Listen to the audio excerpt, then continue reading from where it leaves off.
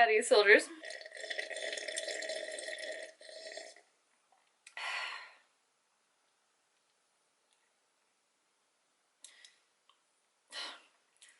Alright, fine. I'll do a Halloween Reads video. Look! It's frickin' bats! Spooky season is finally upon us, and as you have gathered, I am well into the season. Not that I don't think spooky season is all year round, but you know, a little extra spice this week, a little extra ghoulish. So everybody's dressing up to stay home in their house with maybe like 3 people from their social bubble and do a little like very tiny social distance Halloween party, or buying Halloween candy in the store instead of going trick-or-treating. Right? Regardless of what your plans are for All Hallows Eve, I'm sure many of us are going to not be going to Ragers or, you know, gallivanting out on the streets where the spooks and spirits might pick you up, and instead wanting to stay home with a scary movie, or may I recommend a spooky book. Like, I never watch anything ever, so to me, I'm like, the only scary movies that exist are the however many scary movie parodies there are, which is, I don't know, 4 or 5, something like that. Chucky, The Shining. Does Midsummer count? I don't think that's technically like a Halloween horror movie, but it is. And there's one that's being advertised on YouTube a whole lot right now. Something like, is it The Craft Returns? The Craft Reborn. The Craft Revamped.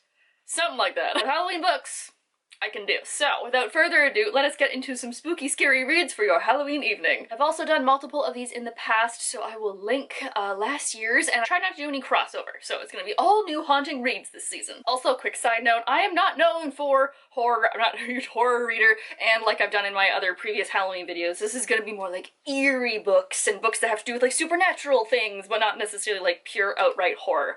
So, FYI, I don't like scary things. First one I want to talk about is the one that was all over the internet as being the perfect Halloween read, and as somebody who just finished it, can confirm, what kind of like terrible metaphor could we go for here? Like if I was a ghost, like it really just, it just flaps my sheet. It really rattles my bones. It's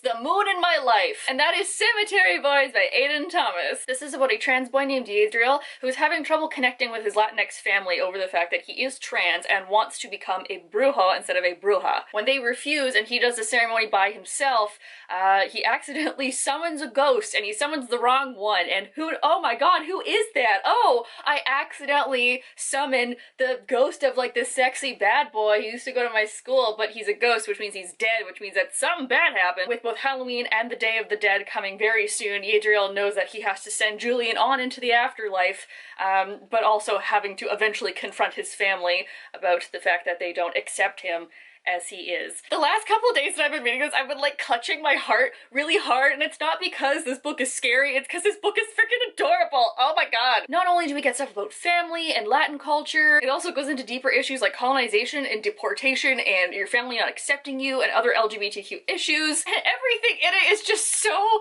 pure and sweet. It's like, oh, we're investigating a murder and there are these people who like have to use blood in these rituals, but then we have this really cute scene of like them having a heart-to-heart about Yadriel being trans, and Julian like scratches his dead name out of a book, and it's like, oh my god, it's so pure, and then he like helps him into like the boys' change room when no one's there. Oh my god, oh my feelings. I'm so impressed with this debut. I think it's a perfect book that balances the scary dark fantasy with a contemporary love story and also like family connections. And honestly, if the Latinx patron saint deity accepts trans people, you can too. Okay, now that the first very important one is out of the way, I need to talk about the other one that I don't have, because I'm definitely gonna forget if I don't, and that is The Forest of Souls by Lori Lee. Saoirse has been training her whole life to become a spy for the queen, and when a mission goes wrong, she finds out that she is a sorcerer, and in this world, that's not good, because you're either gonna be conscripted into war or hunted down and killed. As what is called a soul guide, she is summoned to the Spider King castle, and then there's like intrigue and warfare and politics, and that's all great and all,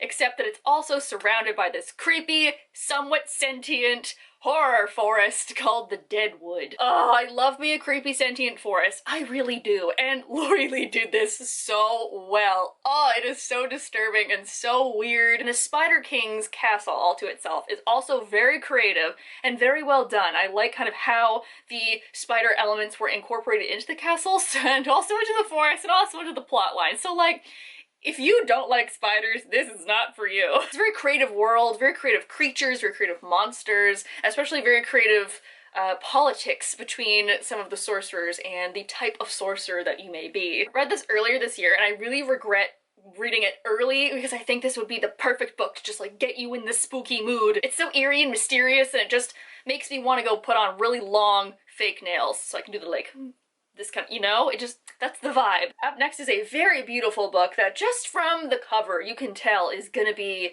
just stunning to look at and eerie to read, and that is The Winterwood by Shea Earnshaw. This book is a little witchy. And don't we all want to be a little witchy, especially around Halloween? I want to be a little witchy all year round. Nora comes from a long line of witches who have only ever lived in a cabin on the edge of a deep, dark lake. One night after a big storm comes through, she finds out that there are 2 boys missing from the camp across the lake, and one of them might be dead. When she goes through this magical part of the forest called the Winterwood, where lost objects happen to appear, she finds one of them. I don't know how Shea Earnshaw did it, but this book is written so beautifully. It's so eerie, and it really like keeps you unsettled the whole time. I absolutely despise lakes.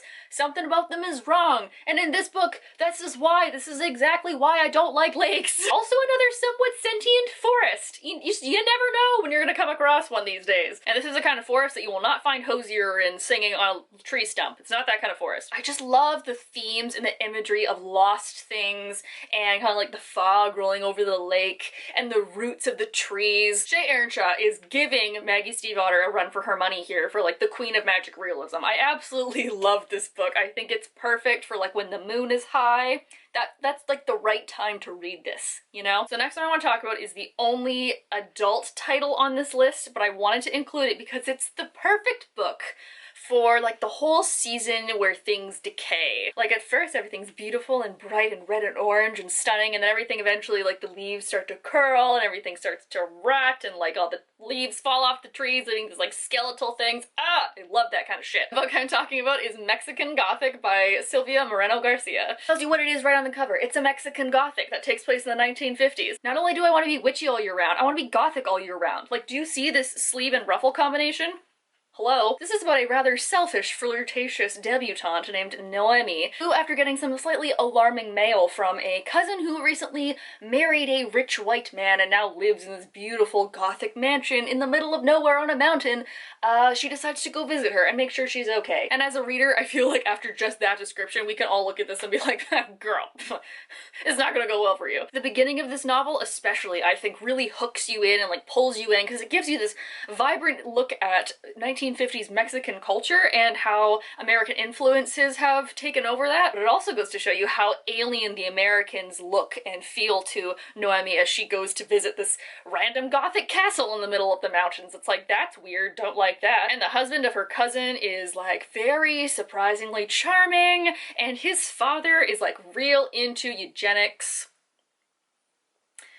Oh god, that first dinner conversation is so awkward. This just has foreboding on every single page. Just every time you turn it, I had to put this down multiple times because like my heart can't handle it. I'm a very anxious person. So we get dark secrets being revealed, an escalating creep factor, and it's just perfect for like, you know, it's not even that long. Like you can just lock yourself in your house at night, as you should on All Hallows Eve when the veil between worlds is thin and you don't know what's coming through there, and just grab this book and then just be creeped out in your own home, you know? Sounds a great evening to me. Also, you're never gonna look at mushrooms the same way again, just be warned. And lastly is a book that I could not say or tell you guys about, even though I'm pretty sure I've like pitched this a million times. I swear I'm not getting paid for this. I just really like it, and she's my friend. Can I recommend Witches of Ash and Ruin by Erin Latimer, my friend E. Latimer, friend Erin Latimer of the Word Nerds, who I work with, Erin Latimer. I think she thinks it's weird when I do that, but like, hey Erin, here's your book. So not only do we get witches, but we get Irish Sapphic witches, which like,